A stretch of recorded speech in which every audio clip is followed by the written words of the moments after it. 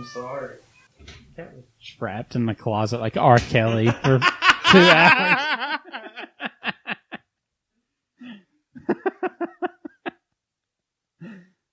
So there, recording a podcast.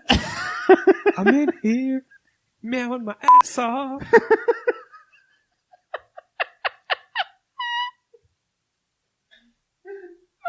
Let me out. Let me out. Let me out. Let me out.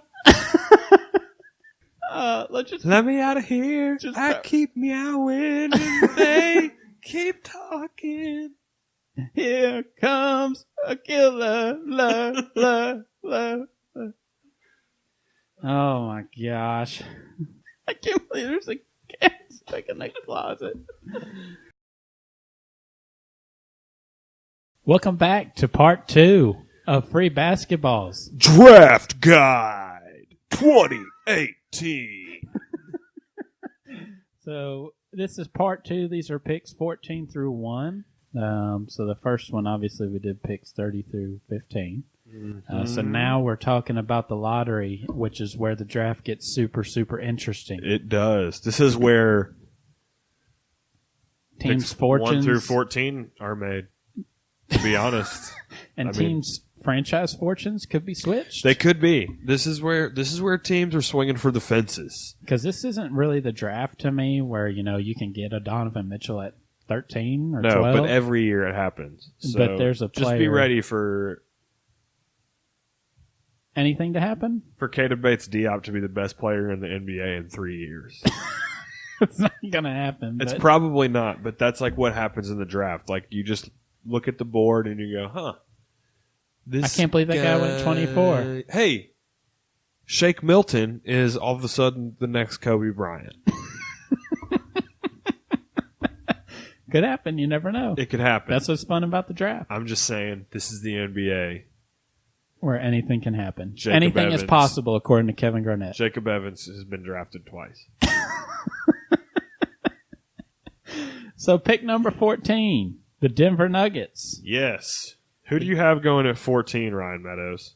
I have the Nuggets actually needing, I think 2 of the big things they need is a rim protector to play alongside Jokic. Yeah. Because he's not much a defender. Uh-huh. So I think they really need an athletic big man that they can either bring off the bench or bring in and pair with Jokic during stretches. Uh-huh.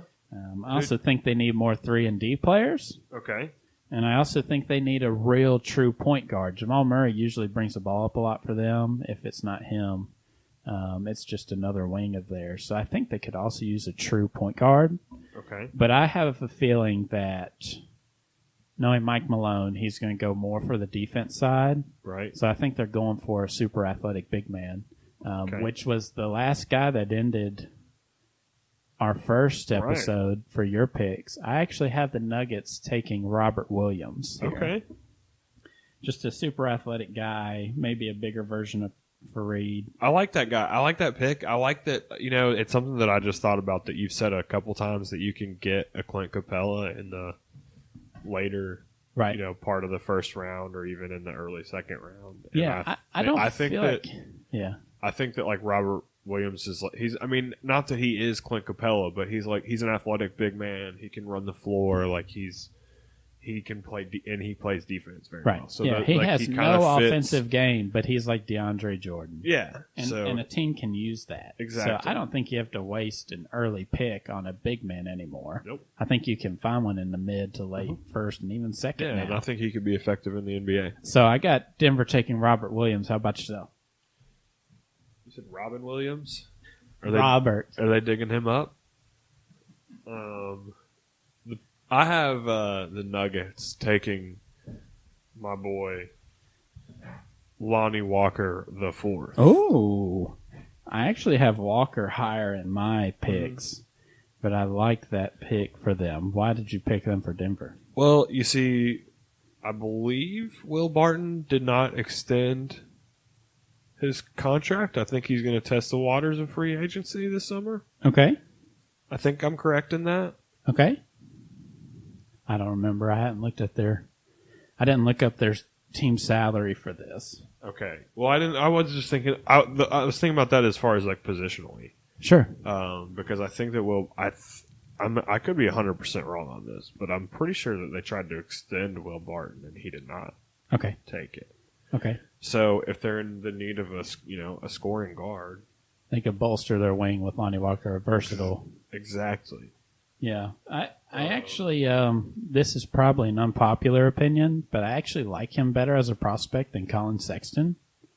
Mm-hmm. Okay. I think he's bigger than Colin, better shooter, about the same body size, doesn't have the kind of dribble, drive and kick game that Colin should have, but I actually like him as a prospect better than him. All right. Hopefully I can get down with that. I really like him. He's got a lot of upside. I think that Sexton probably is more like NBA ready. Body wise, yeah. I mean, Lonnie's a pretty big guy. Yeah, but as far as I just think instantly come into the league and could possibly contribute. I think that Colin Sexton's probably more ready. Just because he had more of a role last year on his team. Sure. But Walker might be the more enticing long exactly. term. That's what I was thinking there. But I think that Colin Sexton has the immediate sex appeal. Okay, I got you. How about now we're into an interesting part of the draft here because I actually, yeah, you should probably put your player up there. The Clippers have back-to-back picks here. They've got the 12th and the 13th pick. Do you just want to do both at the same time? Yeah, might as well, right? I would be interested to see if the Clippers try to package these picks to move up in the draft. Right. But I'm not going to sit here and try to guess what that would be.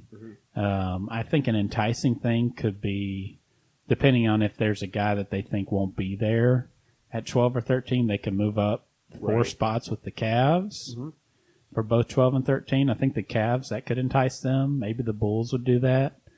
Maybe even the Mavs. The Mavs might be interested in getting 2 picks instead of just, one of the leftover bigs at 5.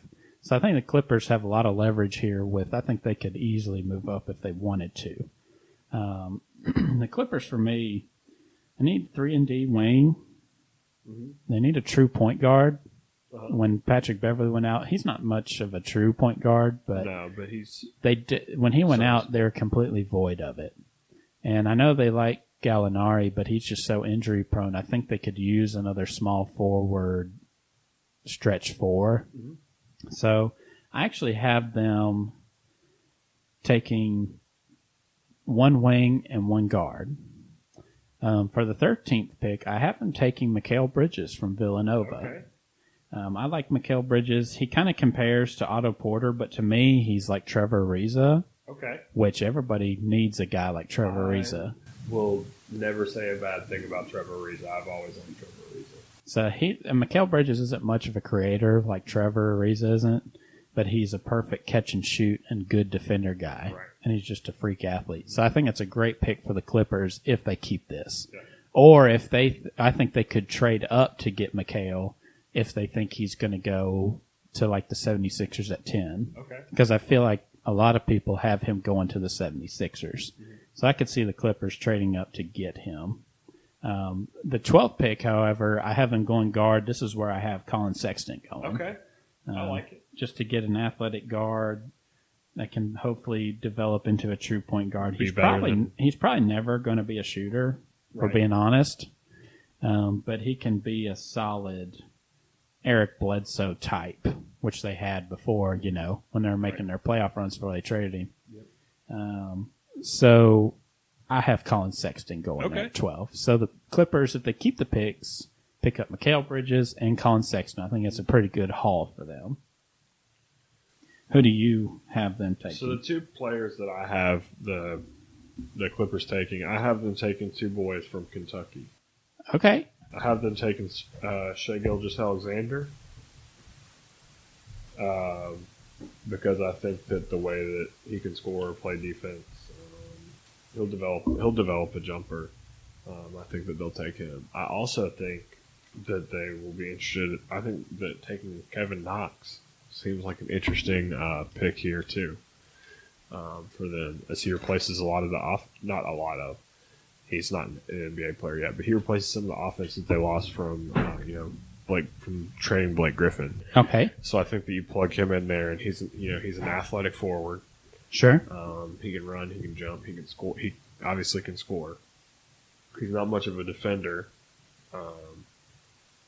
but he's definitely an athlete, and is someone that you could possibly see a team building an offense around.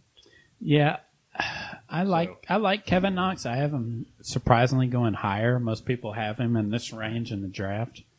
If I'm being honest, he probably should go to someone like the Nuggets.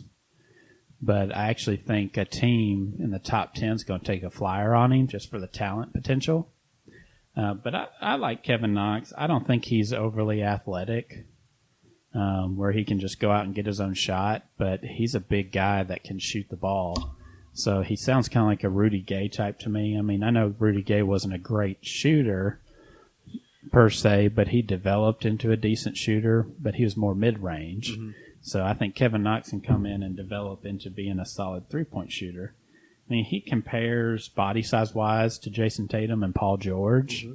I don't think he's going to be near the level of talent that they are. No, probably not, but he's also not going third. And he's probably not going to be a great defender ever, but he can be solid. I mean, he's got the size and length. Mm-hmm. I don't know if he has that killer attitude that you're looking for in a top, 13 pick.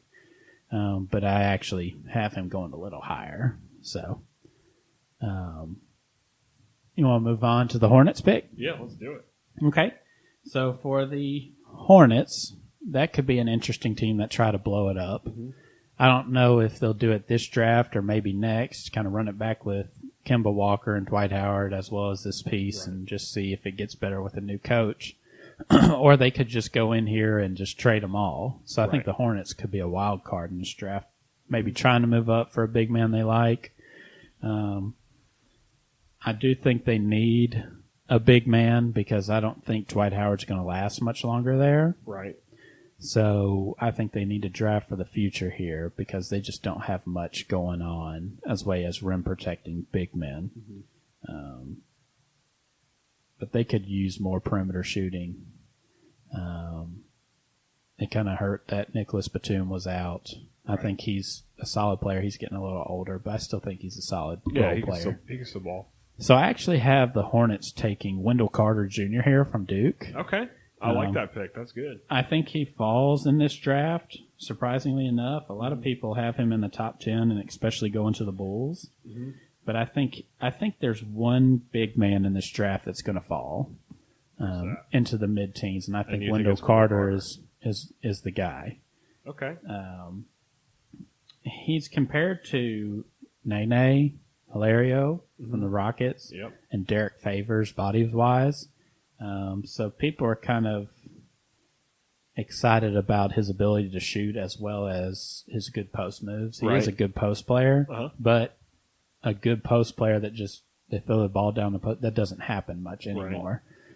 So, but he's got a good post game. Yeah, I've seen some comparisons to Al Horford. Yeah.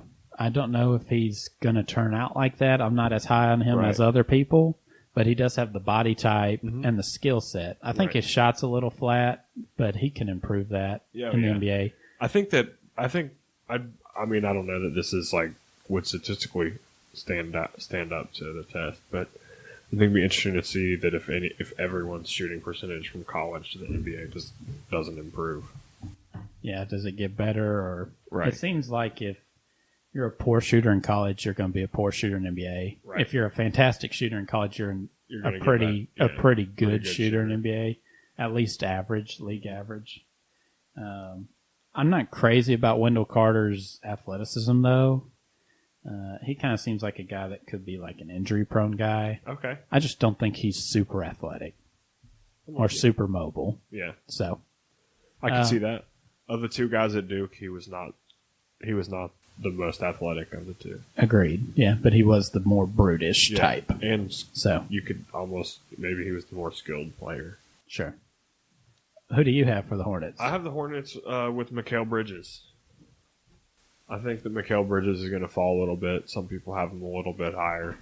But I think that his age Some people are going to be less willing to try to get him on the team, but I think he would fit well. Like the Hornets, to me, kind of feel like the like NCAA like All Stars of the NBA. Okay. And I just feel like Mikal Bridges, like Kemba Walker, is like a great NCAA, great college player. He's he's an excellent NBA player as well. Sure. But like, I think that like Mikal Bridges, I just think that he's the kind of player that would fit with the Hornets as an organization. Like, I don't know, I just see him being there. And then also like, I think that he'll fall a little bit. Once again, based on his age and things like that. But I think that his college resume is pretty unassailable as far as like his ability to shoot. He can score. He can play defense. He can rebound. Like he can pretty much do everything on the court. Sure. And one of the things that I think is a good thing is being in that 6'6", 6'9" range of height, and he is right there, and he has a wingspan of 7 feet. 2 inches. So he has like immediate 3-and-D impact on whatever team he comes. Okay. He's kind of like Batum. Yeah. Like a younger Batum. He's like he'd be like a backup of Batum. Or like if Batum gets injured, he fills in that Jason Tatum role of just like stepping into the slot and he's the next man up. Next man up. Okay. So, I like that pick for the Hornets. Yeah. On the 76ers, we can really just only talk about their pick because we've already talked about their team need a little bit. I actually this is where I have Lonnie Walker the 4th going.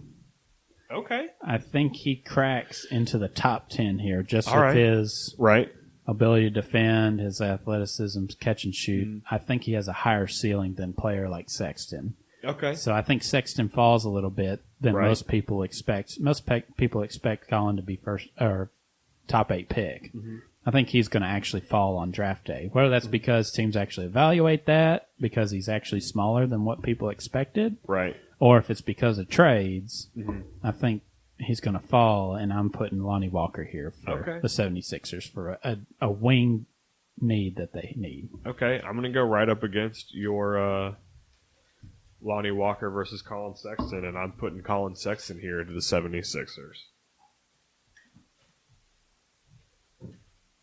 Wow. I'm kind of surprised. Colin Sexton here after they have Ben Simmons and Markelle Fultz. I assume you're thinking that the 76ers are definitely going to trade this? I do. Okay. Who do you think they're going to trade? Markelle? I think that... And give Colin that backup role? They're going to slide him beside? That'd be 2 non-shooters in the backcourt with Ben Simmons in I think that they might draft Colin Sexton as a possible like piece and possibly making a move towards a Kawhi Leonard, Paul George.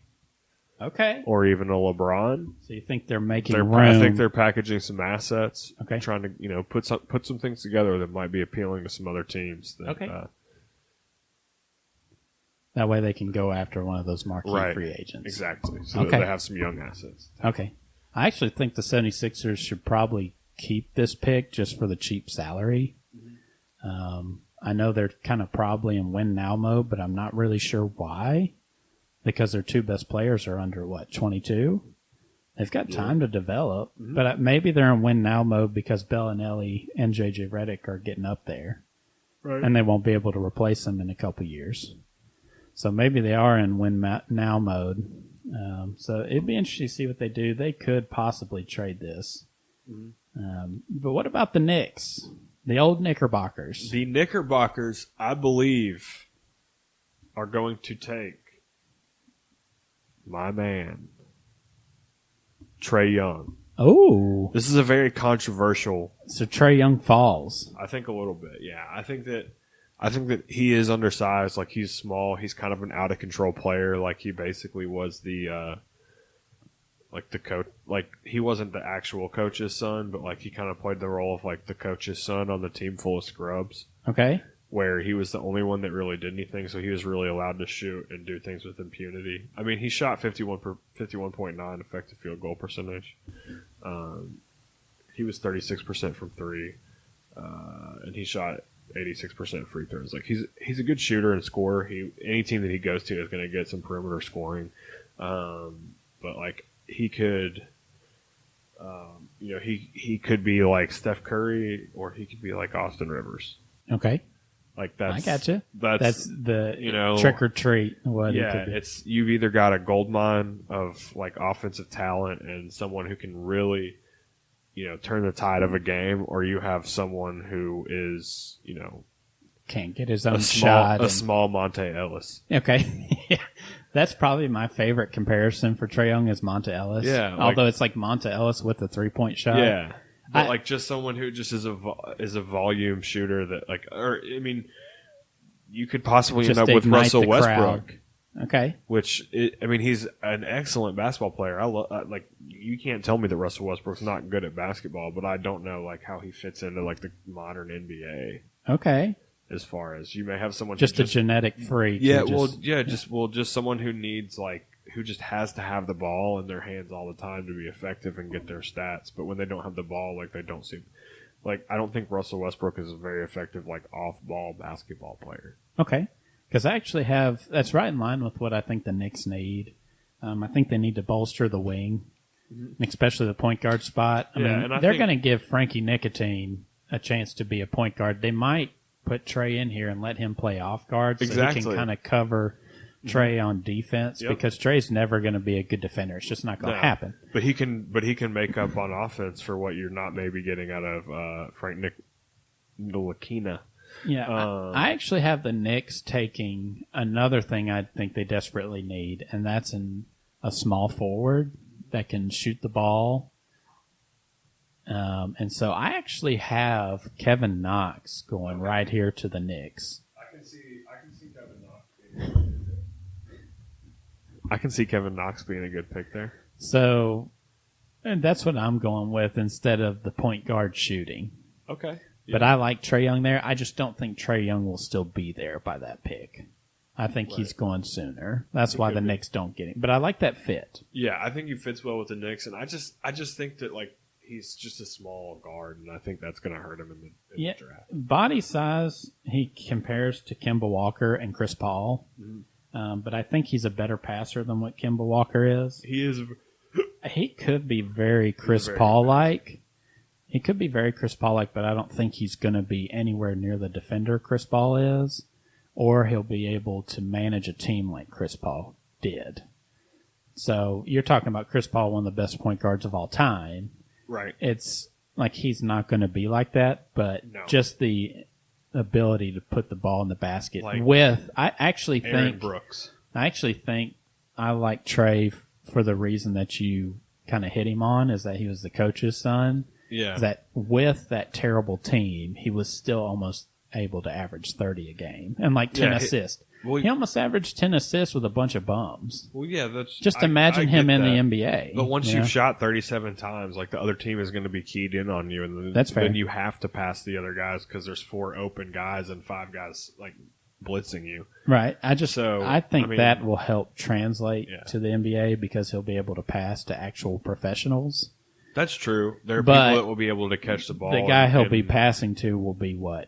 Frankie Nicotine and Kristaps Porzingis. Trey Burke. Porzingis. Or Tim Hardaway Jr. Porzingis. Besides Porzingis. Yeah, but Porzingis is if Trae Young can pass I saw him pass some of the put some of those balls on, a line to people. Right. So I like that pick for the Knicks. But let's move on to the Cavaliers at number 8. The Cleveland Cavaliers. I actually have the Cavs needing a point guard. They need some rim protection too, backup rim protection. But try. Sorry, I'm just really excited about my pick because when you said that, it fits perfectly with the man that I chose for the job. They need a backup player that can actually shoot that isn't Tristan Thompson, right? And Tristan Thompson can't shoot and always has problems surrounded by him. Yeah. So I think they need to move on from him and get someone else, some fresh blood in there. But the point guard and the shooting is a big need for them because, Kyle Korver and Kevin Love can shoot, but besides that, it just falls off the cliff. J.R. Smith is just so wildly inconsistent now. Yeah. So I actually have the Cavs taking a super athlete, which really doesn't fit in with what their needs are, but I think they're planning for LeBron to return. Did you pick Trae Young for the Knicks? No. You picked Kevin Yeah, Knox, I didn't put you? Kevin Knox and then put Trae Young right there. Sorry. I think they're planning to keep LeBron, and he runs point anyways. So why draft a point guard? Right. I actually have them taking Miles Bridges. Okay. Which is the super athletic guy who is compared to Justice Winslow, but I think he's a little bit or could be a better shooter. He played out of position all year at Michigan State, and he's probably more of a small ball guy. I don't think he can just be your shooting guard, just sit there and knock threes down all the time. Right. He's great with moving without the ball, which is something LeBron needs. Okay. Someone who can move without the ball, throw a lob up to the rim. So I think he fits perfectly with what LeBron is, and can also play defense really well and be like a bulldog type. But he's probably one of the more athletic guys in this draft and very powerful. Yeah. So I like Miles Bridges for the Cavs if they keep LeBron. Right. If they don't keep LeBron, or if they get the feeling that he's not coming back, depending on, whatever, then I feel like they're going to take a point guard here. Right. But I think they're planning to keep LeBron. That's their plan. And I think Miles Bridges would be a perfect fit for them. Awesome. Who you got for him? So who I have for the Cleveland Cavaliers. Hopefully not Trae Young again. No, not Trae Young again. With the 8th pick for the Cleveland Cavaliers, we talked about a big guy falling in this draft. This isn't that far of a fall. But I think the Mo Bamba falls a little bit. And I think he falls right in the lap of the Cleveland Cavaliers. Okay. So you're going athletic, rim-protecting big. Yes. He has a little bit of three-point shooting potential, too. I think that can be developed with him. He was a 27% free throw shooter last year, which I know isn't great. But as a big guy, it's not something that they're typically asked to do, but I think it's definitely something that could be developed with him. I don't like Bamba at all, really, if I'm being honest. I don't think he's going to be a good shooter. And he's basically like Jarrett Allen, the guys the Nets drafted with the 20-something pick last year. Or maybe it was 18. I can't remember. But Bamba just seems like that type of player to me. Okay. And he played at Texas just like Jarrett Allen. Yeah. So wasting a top pick on him to me is pointless, but I think a team's going to draft him very high. I think so too. So I just think don't he's got know. a lot of potential. I actually have Bamba obviously going higher. Obvious. Well, but I don't know if it's obvious. I mean, maybe you don't have him in there at all. Maybe that's one of the big Ooh. dun of the video. No, I definitely have him going higher in here. It's just somebody's going to pick him just because. Way to take the freaking suspense away, man. I'm trying to build towards something. You're fine. But he actually measured at the combine to be and was actually bigger than Gobert. Wingspan and standing reach, and he's bigger than Gobert, but he's not near as big. And Gobert, is terrible on offense and doesn't have hands. And so a smaller version of Gobert, I'm just not a huge fan of Bamba. I mean, someone who's big that can protect the rim around LeBron and you can just toss it up to, that works for me. Exactly. How about the Bulls, number 7? The Bulls, with the number 7 pick for the Bulls, I have them taking someone that you have already had mentioned earlier. Oh. Hornets. Okay. I have them taking Wendell Carter Jr. Okay, so you do just have like him. everyone else. Okay. I actually, for me, I have them taking a stretch 4 or 5 athlete that I actually like his potential more than DeAndre Ayton and Mo Bamba. But I think he's going to be sitting there right at 7 for the Bulls to scoop him up, and that's Jaren Jackson Jr. From Michigan State. He's compared to Miles Turner and LaMarcus Aldridge, and if you just watch a little bit of film on him, you get the comparison. It's a perfect comparison, probably more for Miles Turner. Right. Marcus Aldridge is a good kind of isolation power forward. I don't know if Jaren Jackson's going to be that, but I think Jaren Jackson's ceiling is incredible. I think he has one of the biggest ceilings of any player in this draft. Okay. I just don't think a team's going to pull a trigger on him that high. Right. But I actually like his potential more than DeAndre Ayton even. Right. Okay. I like that pick. He's foul prone, but he averaged almost 6 blocks per 48 minutes. Yeah, so, he was 5.5 per 40 minutes. Per 40. So for 48 minutes. Sorry, not 48. Yeah, sorry. So he's going to be a rim protector, and it's perfect for the Bulls because it fits in right with their team. And he was a 39.6% three-point shooter last year too. So so the Bulls, he has that going. If the Bulls, drop Robin Lopez, trade away Bobby Portis, they've got Kyrie Thomas for me, and Jaren Jackson Jr. I think that's a pretty good draft for them. Yeah, that is. So let's talk about the Magic. Please, let's. I have the Magic taking the man, the myth, the legend, Miles Bridges. Oh, wow. That is very high for Miles. You had him going at 8, and I have him going a little higher. I don't know. I thought 8 was high for me, but 5 is up there. That's just 6. The Magic. Oh, sorry. This is number 6. So this is Magic just falling in love with him in a workout or something. Yeah, I think that you could talk me into anything with the Magic. They could possibly end up taking Jacob Evans. I mean, he is a guy that they need. I have them needing a point guard. Mm-hmm. They do need that. They need a small forward. Right, so and I think that's where perfectly. I think that's where Miles Bridges fits in. And he could use it. They could use that. Yeah, and I think he's still a good player. He probably hurt his draft stock by going back to school the second year, especially when Michigan State didn't do well in the tournament. He would have probably fallen pretty deep in last year's draft if I had to guess, right? Right, but I think that from what he was projected to be going into this year to what people are projecting, he didn't help himself. I don't think he really helped himself that much, but I still think he's the same player. Yeah. I think he's got a good head on his shoulders, and I think that's something that a lot of these lottery teams, if you're going to go to a lottery team, that's something that you need. Right. Because you're going to be playing for not a lot most of the time. I'm looking at the teams that are left, the Magic, the Grizz, the Hawks, the Mavericks, the Kings, and the Suns, they don't have a whole lot going for them at the moment. So I think you have to be ready to come in and you have to be ready to contribute, but you have to be ready for that contribution to ultimately not mean much. And I think that Miles Bridges is that guy. Okay. I think he'll be able to handle it on the Magic, and I think he'll develop into a special player in the league. Well, for me, for the Magic, this is where I have them taking Trae Young. You're on the wrong side. Kind of losing our mojo here at the end. So this is where I have the Magic taking Trae Young, just the point guard, score, stretch the floor. You could easily talk me into that. I'm curious to see if the Magic try to move either Aaron Gordon or Vucevic.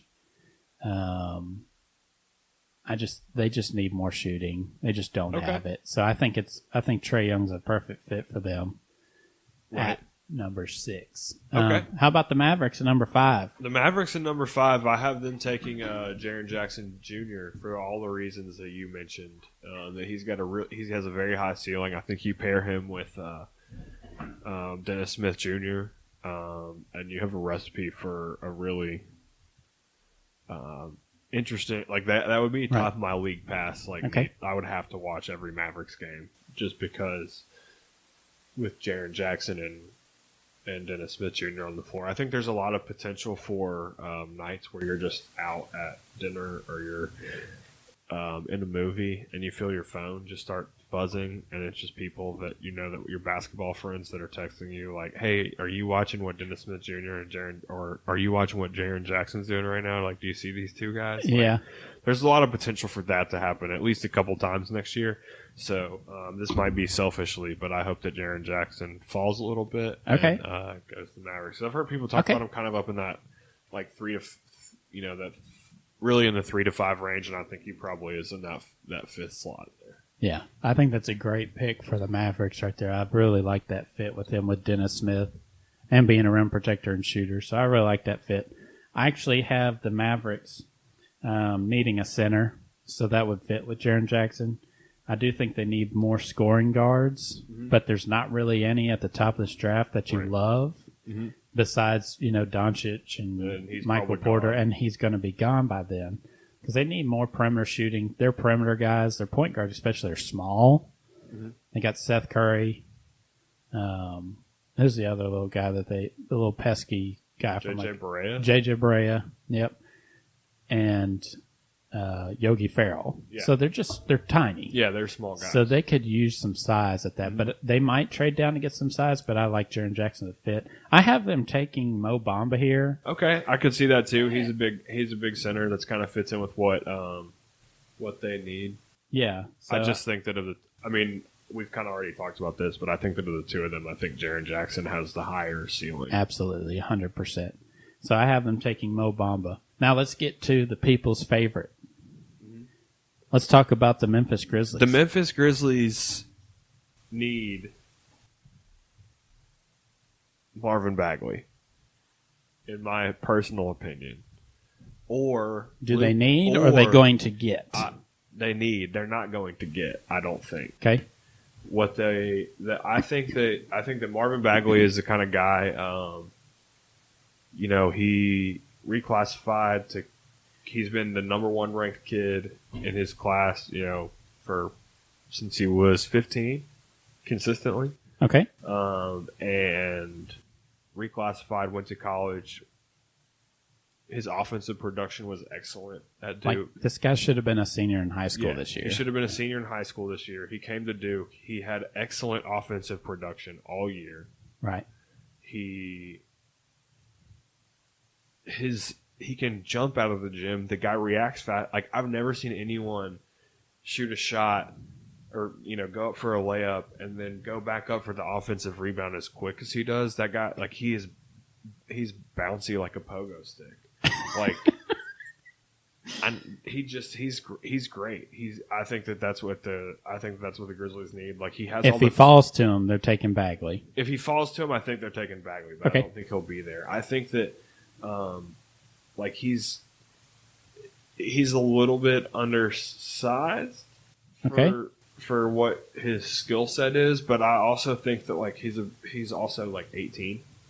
19 years. He's 19 years old. He's got plenty of time to develop. Exactly. He has plenty of time to grow, develop and grow into kind of his frame and maybe not be as undersized. And I think anybody that I've mentioned this earlier, but anybody that gets in the league that has a mindset for trying to learn things, and by all accounts, this kid is smart, you can learn to be a good team defender no matter what. Okay. So I think that this is where I don't think this is where Marvin Bagley goes. I said all that to say this. I think the Grizzlies are going to end up with Michael Porter Jr. Okay.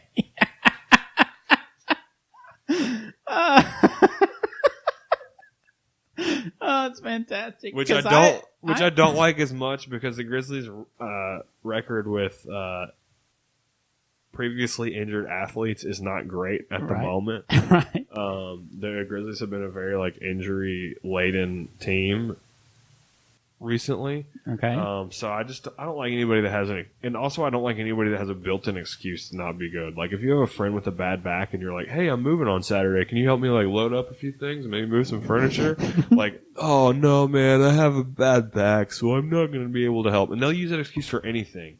You'd be like, "Hey, I'm having a barbecue. You want to come hang out?" "Oh no, my back hurts." You'll just hear that for the rest of your life. So that's why I don't like Michael Porter Jr. because no matter what happens, anything that goes wrong with his career, he can just look and he can be like, "Well, I had that back injury," instead of having to look in a mirror and be like, "Well, I suck." So, I think that Michael Porter Jr. I said all that to say Michael Porter Jr. will be the 4th pick in this year's NBA draft. Okay. And I just don't like him being able to have an excuse. But he could also be awesome. He could very well be the best player in this draft. I'm in the same kind of thinking you are. I've got 3 avenues to what's going to happen to the Grizz.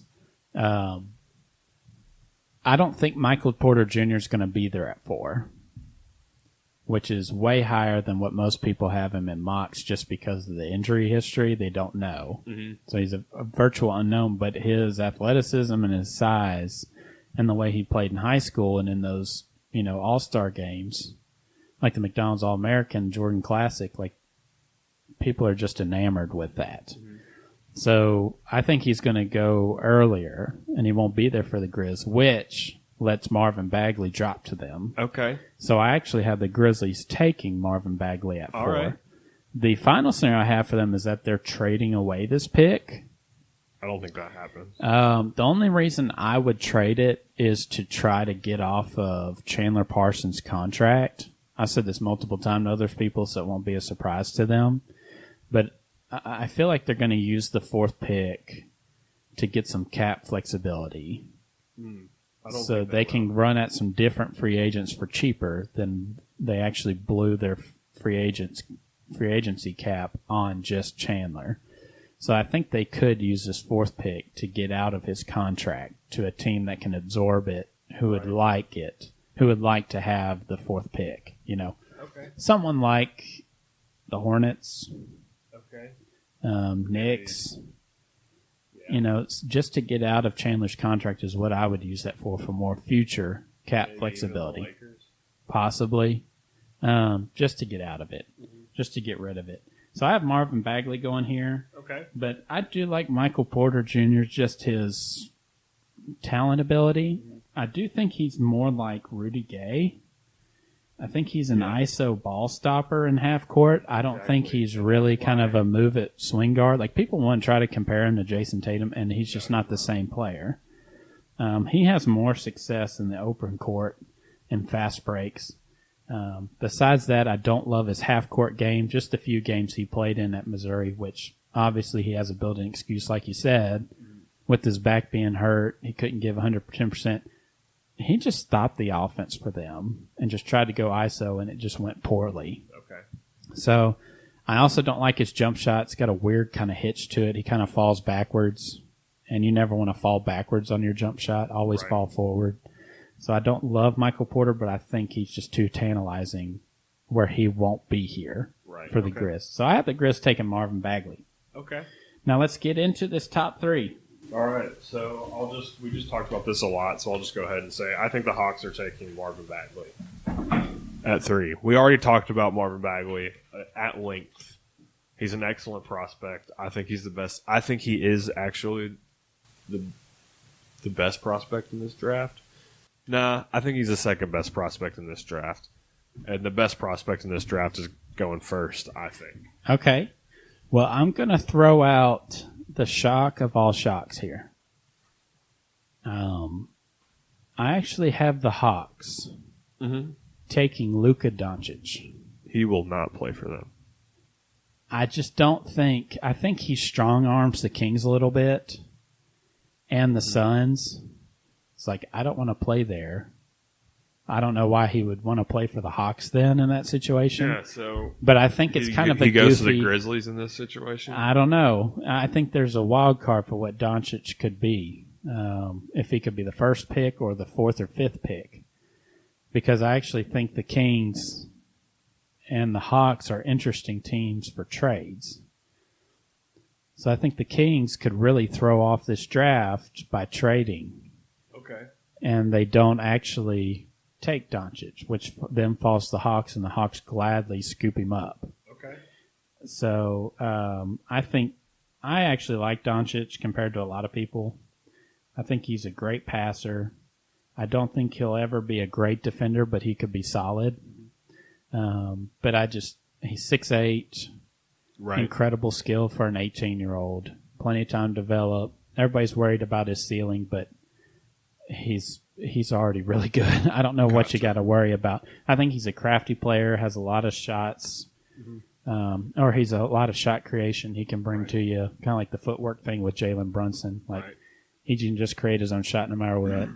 He's not lacking in confidence. He's an alpha dog. He's a leader. He's an 18-year-old leader on the team. 18-year-old leader. Full of adults that have previous experience in the NBA, and he has no problem telling them when they missed a cut or dropped a pass or whatever. Like, he has no problem telling anybody anything. To me, like, Ayton and Bagley, Porter could be all-stars.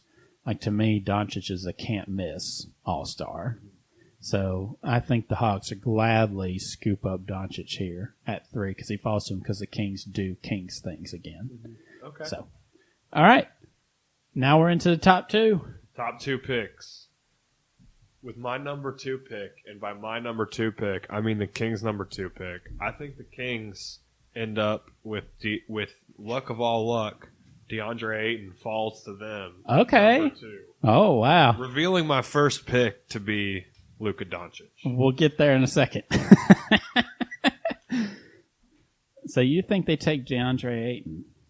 I actually have them as one of their big needs is a center that's actually competent and can actually shoot a little bit.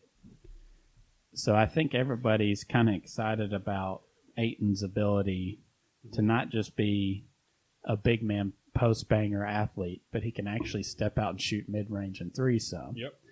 So I'm not that high on Ayton as others. The other need I have for the Kings, which I think they go with at 2 and throw this draft completely off, is small forward. Oh, really? So who do you think they might take there? And I think that they're just completely enamored with the athletic ability of Michael Porter Jr. Okay. And that's a huge need for them because Vince Carter's getting old, or he is old. I shouldn't say getting old. He is old. And they need some fresh blood. Yeah. And I think they throw this draft completely wild with taking Michael Porter Jr. at number 2. I could see that happening, and that would be wild. And why? How do you think Ayton benefits the Kings? Like, does he really bring that big of a boost to them as a franchise? I don't think necessarily immediately, but I think that it really depends on how they all develop. But I mean, they have 19 point guards, so you would think that it would be helpful for them to have some centers.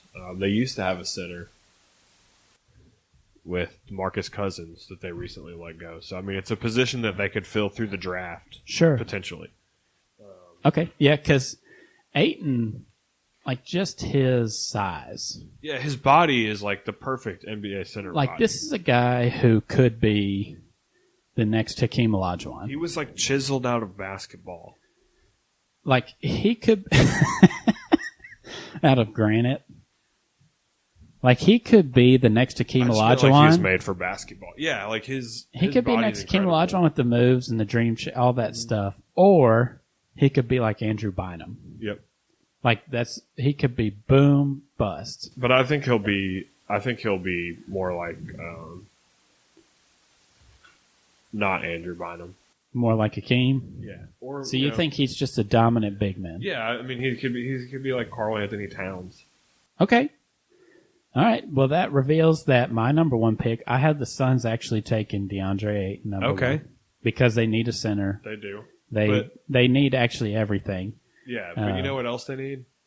What? They need the best player available in this NBA draft with the number 1 pick. And so the best Doncic, player available in this NBA draft with the number 1 pick, and a can't miss pick, and a guy that you need to come in and be the guy on a team full of guys who don't seem to be alpha dogs on that team. Like, I think Luka Doncic comes in, he straightens it up, he's running your offense. I think you're in good shape. Okay. And I think that's why I think the Phoenix Suns take Luka Doncic, because I think they instantly jump up, and I think that they're maybe in the mix to be in the playoffs next year. Wow, that is a big statement right there.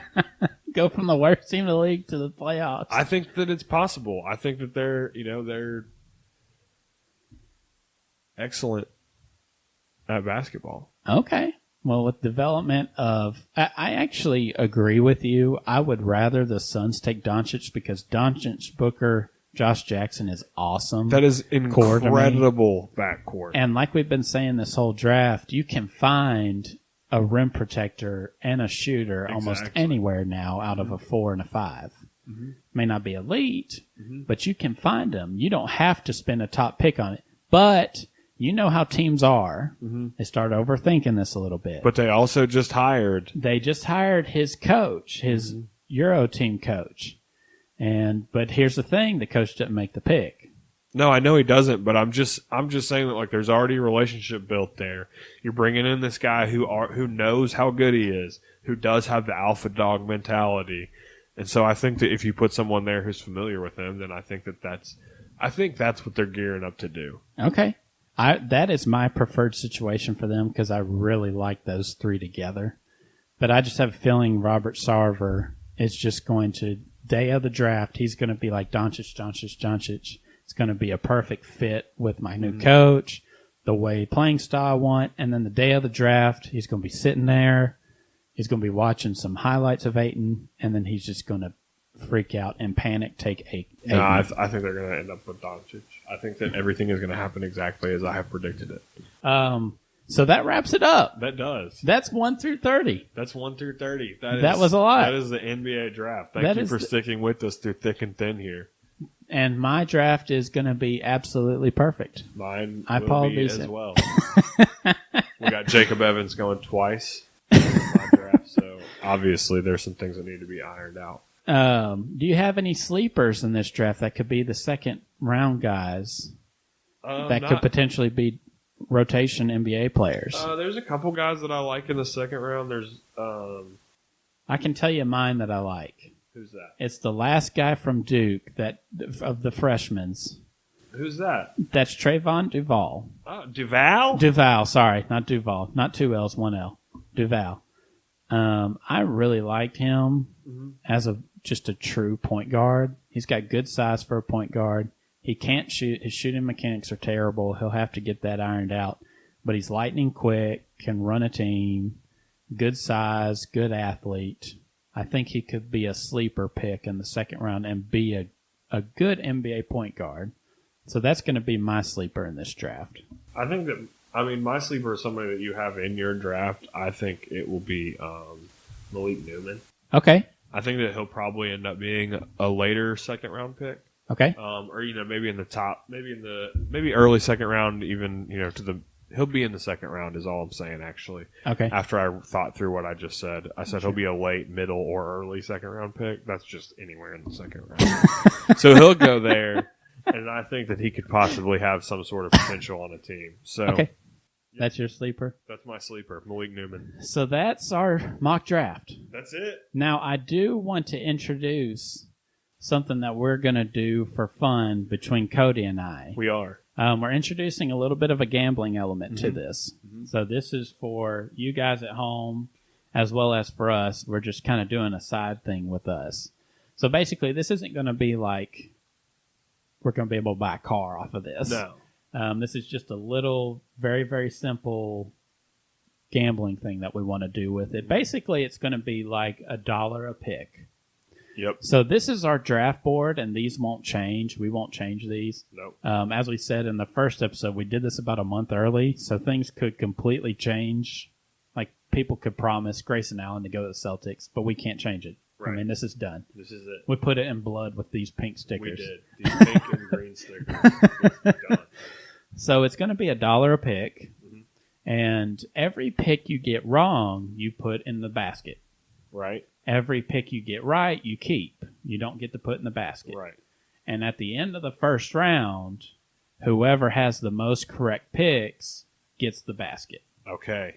That's going to be our little kind of gambling thing. I'm cool with that. So don't test the rules on this or try to find a fallacy within our program. This is just what's going to work for us. This is what we're going to do. We're not rich men. Yeah, we're very uncomplicated. So these picks won't change. So you guys at home or watching this, you can kind of follow along, make your own guesses too. Yep. But I think I have a winner. Hopefully I'll be $30 richer. Nah, it'll be me.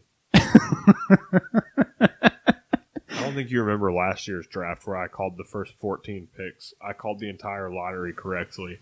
It's not on film, so it's we can't not on believe film, it. so we can't verify it. But Ryan was sitting right next to me as I called out the first 14 picks. Like literally, like the team, it would be like this team's on the clock. I'd say this is who they're picking, and then Adam Silver would walk up there with the 14th pick. Oh my goodness, he was still correct. It was insane. I was running around circles in the house. Well, this year there's a gambling element, so this should make it more interesting. It will. Do you want anything to plug before? Obviously, the playoffs are done. We don't know the champion yet. We don't. So we don't have to plug anything with that. Yeah. No. But I did want to say thank you all for watching and sticking around with us through this video. I think we have an excellent looking board up here. It looks like a couple of real professionals made it. It doesn't look like third graders stuck things to it. So support your local third graders and teaching them how to stick things on a board straight. Get your kids stickers and show them how to level them out. So thank you for listening to the podcast and responsible sticker. And we also want to give a shout out to Chad. Shout out to, our video guy. Totally. Shout out to our video guy, Chad. He is Ryan's brother, and he has hooked us up with some excellent videography skills. So if you need some of that, I have his number. Look up Chad in the phone book and just call that. No last name, just Chad. Just Chad. That's what it's in there under. It's CHAD. Just find it and call it. And if they tell you that they don't know what you're talking about, you call them back. And you tell those motherfuckers that they're going to do a video for you and you're going to pay them for it. So, well, we thank you for taking time out of your day to watch this video. Hope you enjoyed it. Share it with everyone. Yeah, share it. Hopefully you enjoy the draft night with Squeeze it with it, us touch because it, we love it. Smell it. And scratch it. Taste Sniff it. Yeah. So be paying attention to our feed. We keep dropping stuff on Twitter. We'll probably have a YouTube channel after. I mean, that's YouTube. probably where you'll watch this. You probably know by now you have a YouTube channel. If you're watching this, it's probably on YouTube. So check that out. And I guess we will talk to you next time. That's it for Free Basketball. I'm Ryan. I'm Cody. And that's Free Basketball. That's Free Basketball.